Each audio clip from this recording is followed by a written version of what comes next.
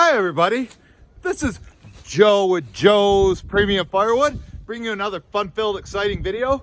Today's video is going to be a little bit different from the typical video that I make. This video is for you guys out there that are planning on or have already started a firewood channel and you want it to grow, you want it to get to the point, to the next level with 1,000 subscribers and 4,000 hours of watch time, which means you can put ads on your videos and make money.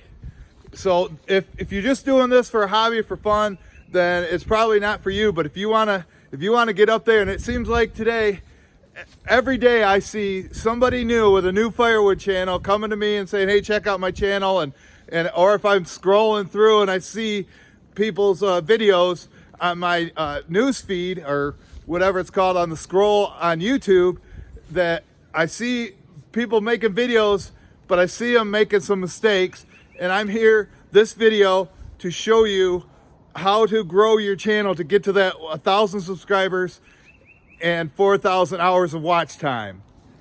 So I made a list. I made a list of everything that you need to do. I'll just give you a little background on this channel. This is Joe's Firewood Videos 2. I have Joe's Firewood Videos. Back in July, that channel was stolen by a phishing scam. So I made this channel on July 31st. And now, granted, I did have a bunch of subscribers that found me from my other channel, my loyal people like G-Boz, Wilbur, just too many to list.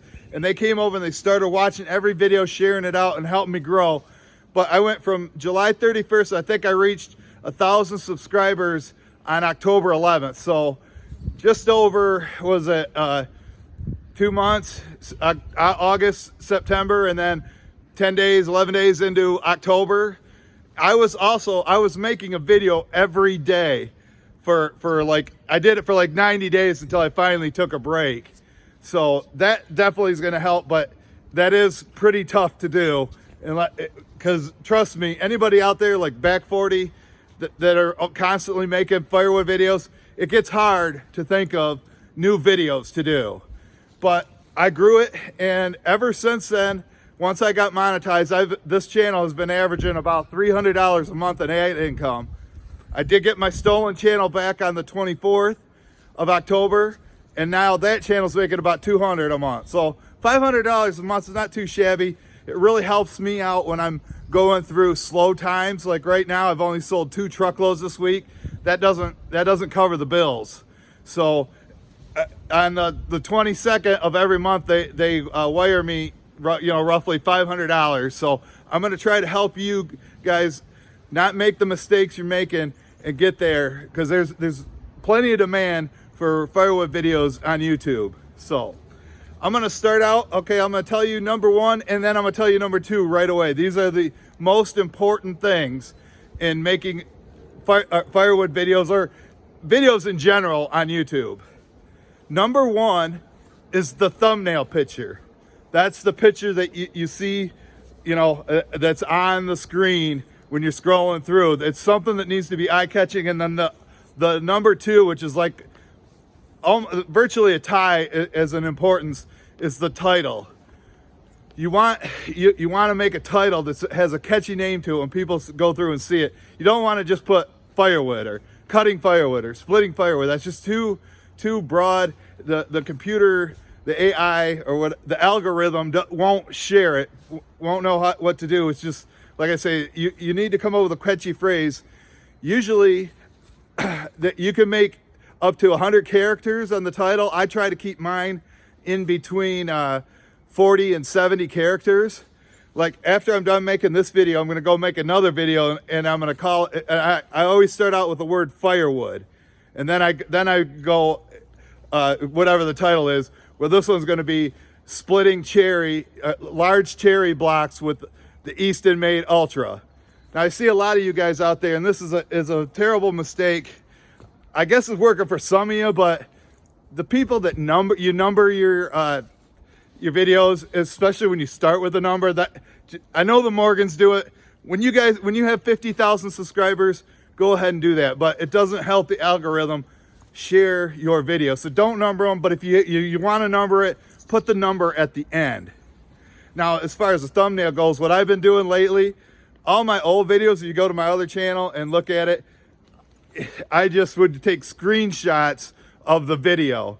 But lately, like as you can see on this one, I either take a selfie of myself, or I have my mom or brother or somebody take a picture of me posing next to whatever I'm going to be doing. And you got to make sure that your thumbnail is what the video's about. Don't do what they call clickbait, where you take a picture of like a giant oak tree and then you're out there, you run on the splitter and it has nothing to do with it, because people will drop off and they won't like that.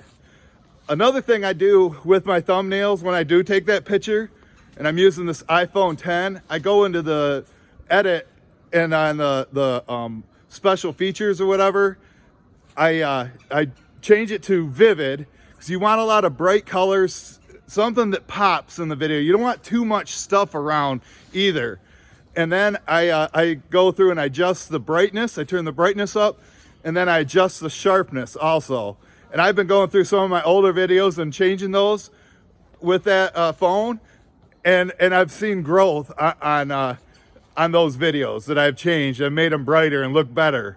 So that's very important in a thumbnail. Now, sometimes you want to put sometimes I put text in. I have been doing it a lot lately. I know there's apps you can get, but I don't have any of those. I just send it to my email and then download it to my laptop and use the Microsoft Paint.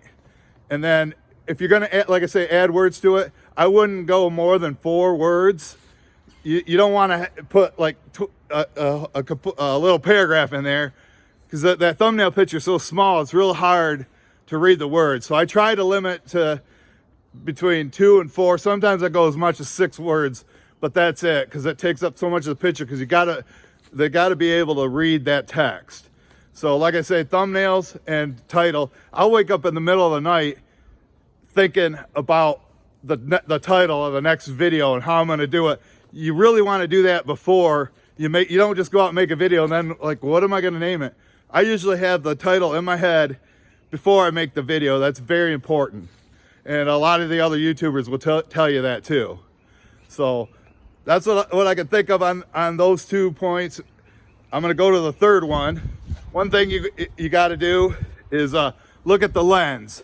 You know, if you're out here and I'm going like this, and you want to connect with the people out there, like I'm doing with you right now, and that's very important.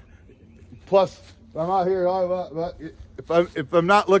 don't have a mic, so if I'm talking in any other direction, you want to you're not going to hear it very well, and audio is very important. So, and it's a good thing I'm a loud talker, because like Saw Surgeon, when he's been in the videos, he's very soft spoken. Yeah, well, you know, and I'm just blessed with it. When my brother and I talk together, we talk like this, and his daughter, my niece, will be like, "Stop yelling at each other." Well, we're not yelling, we just talk loud, which does help me out in this.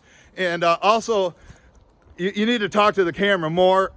When I started making all my first videos, I rarely talked to the camera, maybe just for a little bit or from behind it. Rarely looked at it. Jake Morris suggested I do that last year, so it's been a year, and most of my videos now I am talking directly to the camera, or whoever is in the video will talk to the camera, and I think that's a lot better. So, all right, number 4, and that's what I kind of touched on earlier, where I was making a video every single day, which I don't know how Mike Morgan does that.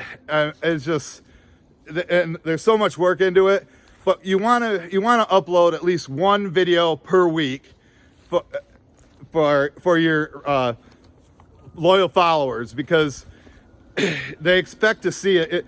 When I had my other channel, like I say, when I was making videos back in 2014, and I've been monetized since 2013, I'd go like 2-3 months and not even make a video. It'd be like a quarterly inventory video, and then my next video is a quarterly inventory video. I was wondering why I was only making $18 a month. But I started learning tips. I've been following other videos on YouTube talking about how to grow channels. And one thing they said is be consistent. At least they always say 1 video per week. I'm trying with 2 channels. I'm trying to do 1 per week per channel, so that's 2 a week. But I often make 3 or 4 or even 5 videos in a week. But it keeps you guys engaged, and it's helping to grow my channel. I'm gaining about between 5 and 10 subscribers a day. So that's because I'm constantly making videos. And then number 5 I got written down is you want to respond to anybody that comments your videos. Now, if people say good job, I just give them the heart and thumbs up. But every single day I spend probably an hour every day going through and making sure I respond to all your comments, just to keep the dialogue going. Because like I say, a lot of you guys have been with me for years, and you expect the videos, and you guys help me grow. And I just want to, you know, I feel like we're friends, honestly.